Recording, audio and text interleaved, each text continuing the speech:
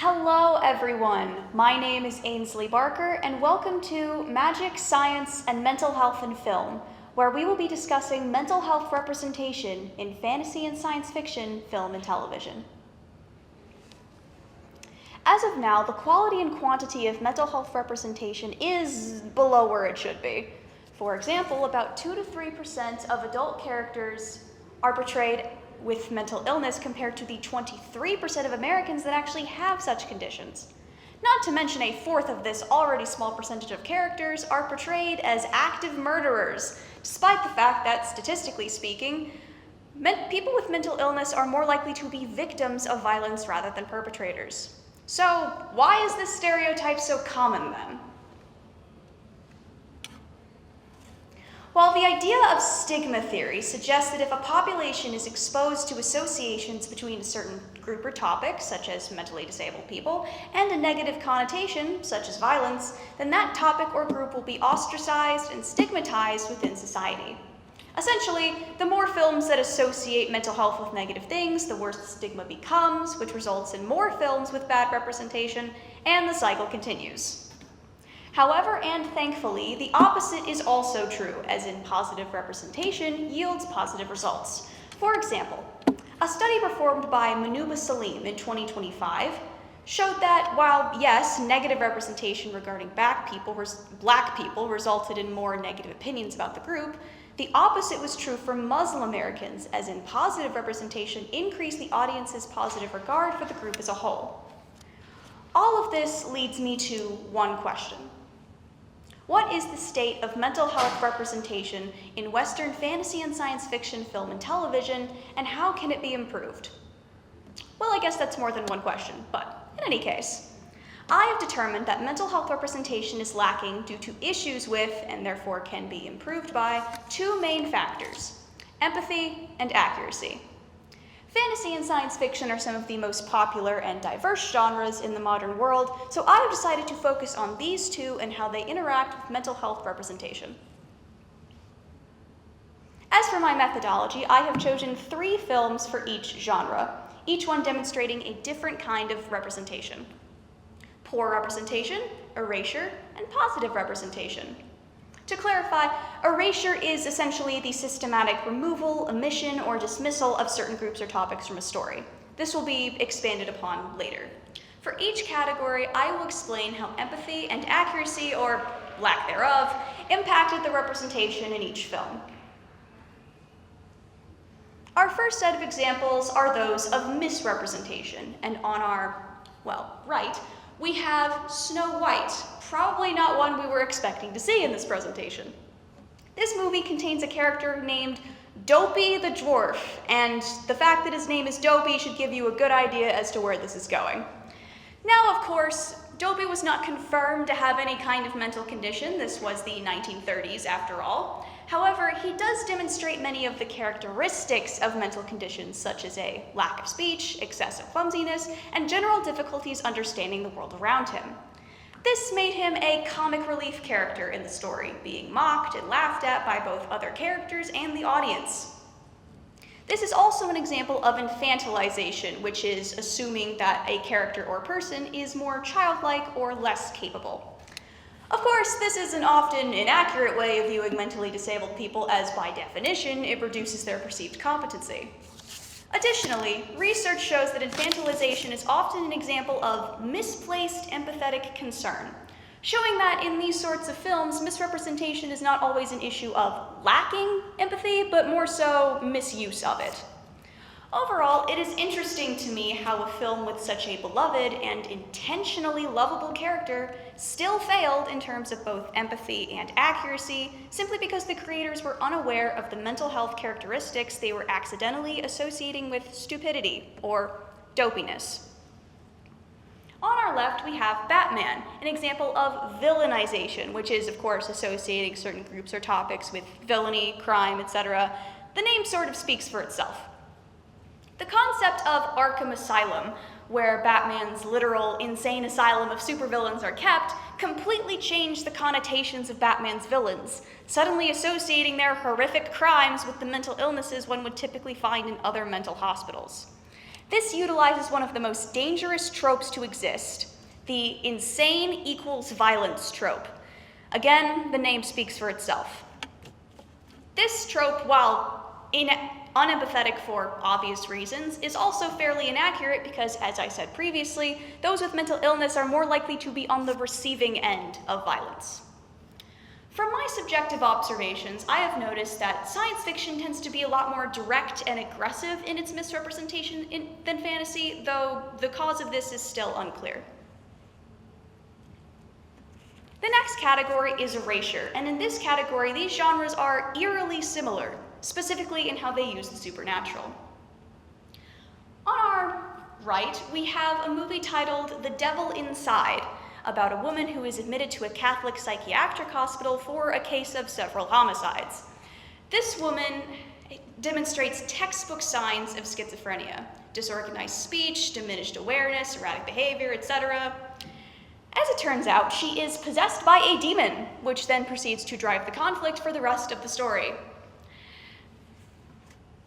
Now, not only does this demonize mental health representation in the most literal way possible, but it also leans into the inaccurate stereotype of blaming mental health characteristics on supernatural forces like demonic possession.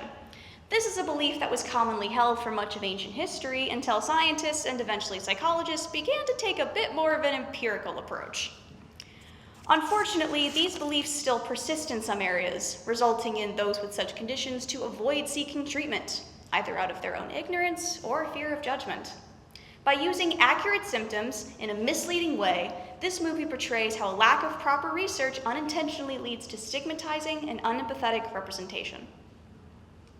On our left,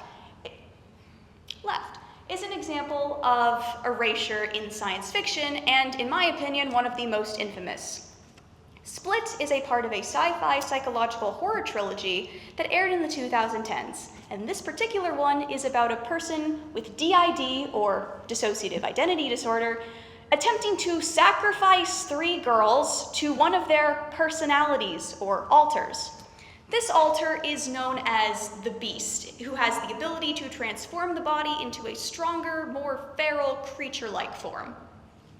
Now, scientifically speaking, alters can change the body to a certain degree, resulting in diminished eyesight, an accent, even a limp. But this is obviously outside of the realm of possibility. Through this inaccuracy and many others, this film rewrites and therefore erases the true experience of having DID, replacing the public perception of it with this abhorrent fictional fabrication. This film not only portrays the character as unempathetically monstrous, except for maybe a tragic backstory at best, and grossly inaccurate, but also has enough symptomatic accuracy to demonstrate how the creators most likely did do research and still chose to twist the truth anyway for what? Shock? Horror? Showing borderline malice rather than ignorance. Thankfully, both fantasy and science fiction have notable examples of positive representation. On our right, for instance, is Pixar's relatively recent sequel, Inside Out 2, and its primary antagonist, the personification of anxiety. Now, you might think this is another example of villainization, and you would be right, except for the fact that the film goes out of its way to demonstrate that anxiety and everything she's doing as an antagonist is to help her host, Riley, or at least an attempt to do so. The fact that this character is portrayed as flawed and even harmful, but also well-meaning, sympathetic, necessary to the functioning of the brain, and most importantly, normal to the process of growing up, will allow younger audiences to have a healthier idea of and relationship with their own anxiety. Additionally, this film portrays anxiety as both a protector and a source of distress, which reflects how anxiety works psychologically in real life. Not only does this film use concepts that accurately parallel how anxiety functions as an emotion, but it also does so in a way that provokes empathy and compassion both for anxiety and her host, Riley, the person experiencing it. On our left, we have a character named Data, an android from the hit series Star Trek that has become a poster child for autistic representation. While the trope of associating autism with robots tends to be fairly controversial due to the quite literally dehumanizing implications, autistic audiences have adored this character for decades.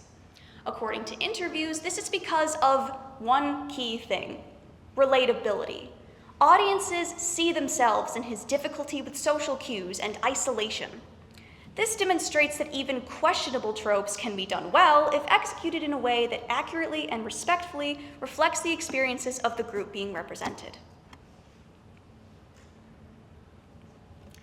Boy, that was a lot of films. From these examples, we can conclude that empathy and accuracy are key factors of positive representation. But how do we apply this practically? From my research, there seems to be 4 main methods: education, language, diversity, and perspective. Let me explain. To start with education, University professor Mark O'Hara discusses how the school curriculum is severely lacking in terms of content regarding media literacy, and that teaching this skill can allow future audiences, and perhaps more importantly, filmmakers, to recognize and break down negative stereotypes accurately.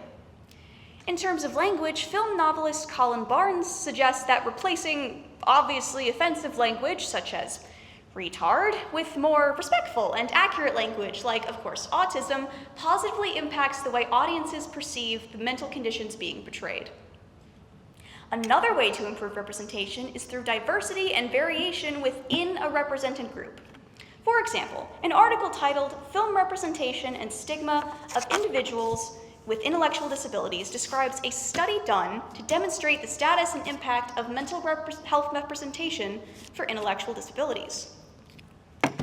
All of the characters in the study were white, and 90.6% of them were male. Obviously a problem. Increasing diversity would allow for both increased accuracy, as of course disabled populations are going to be varied, and empathy, as more demographics would have traits in common with the group being represented.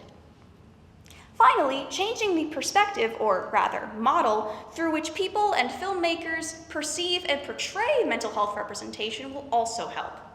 Another article titled "Stereotyped Representations of Disability in Film and Television" states that society often views mental disability through the medical model, clinical facts, treatments, symptoms, etc., rather than the biopsychosocial model, which also focuses on mental state, social life, essentially all the things that actually make disabled people human beings.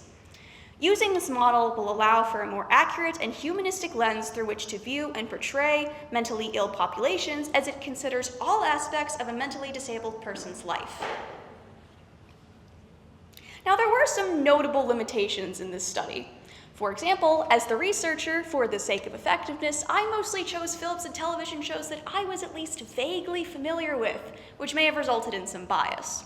Additionally, many of the films and television shows that I knew included representation had not been academically covered in the past, which limited my sample size.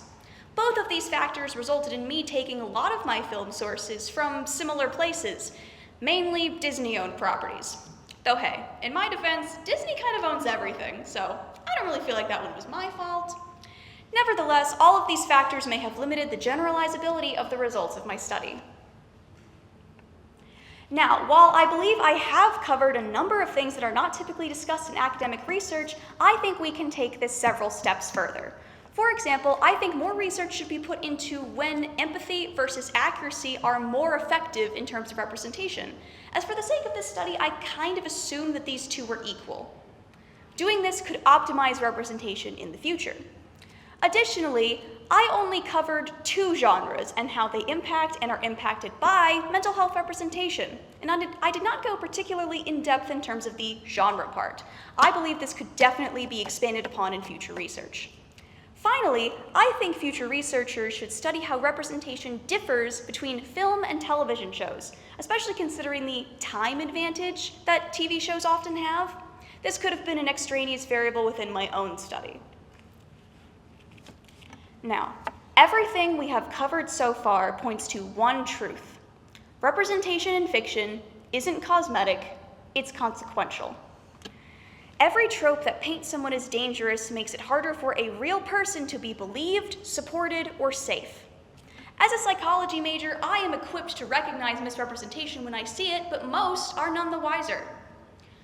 Through my work, I hope that you and others will be able to recognize misrepresentation and do your own research before internalizing the messages being displayed. Now, what are our main takeaway points from this? 1, mental health representation is lacking due to issues with empathy and accuracy. Numero 2, this can be solved through positive representation that integrates empathy and accuracy. And number 3, this is most effectively done through media literacy education, respectful and empathetic language, diversity within diversity, and perspective taking that takes into account the person as a whole. Any questions? Thank you. That was an excellent presentation. Your style is really well developed. Thank you. I love the topic. And one question. I'm a Spanish professor, so I wonder if you came across any bibliography or anything that you read on your own that looked at non-US films. I did, and I actually specifically specified Western in my thesis statement because I sort of wanted to limit the scope of my study in order to remove more extraneous variables than that were already there. Right. I would suspect, well, I'm aware of a lot of the films in the Spanish-speaking world, but not all of them, obviously. And so I have seen films where mental illness or mental conditions are represented, but not much. Yeah. It seems like from the research I did do that there were similar patterns across countries, but I didn't look into it. I sort of had to actually take great pains to avoid accidentally clicking on something that, oh, this is from Colombia, my bad, this is a whole different thing. But yeah, similar problems, but I'm sure that other people could research that a lot better than I could do with their own personal experiences. Well, it has been an honor to get to mentor Ainsley and to just see the passion that you have for this project and all the energy that you brought with it. So congratulations, Ainsley. Thank you. Yeah. It's been an honor.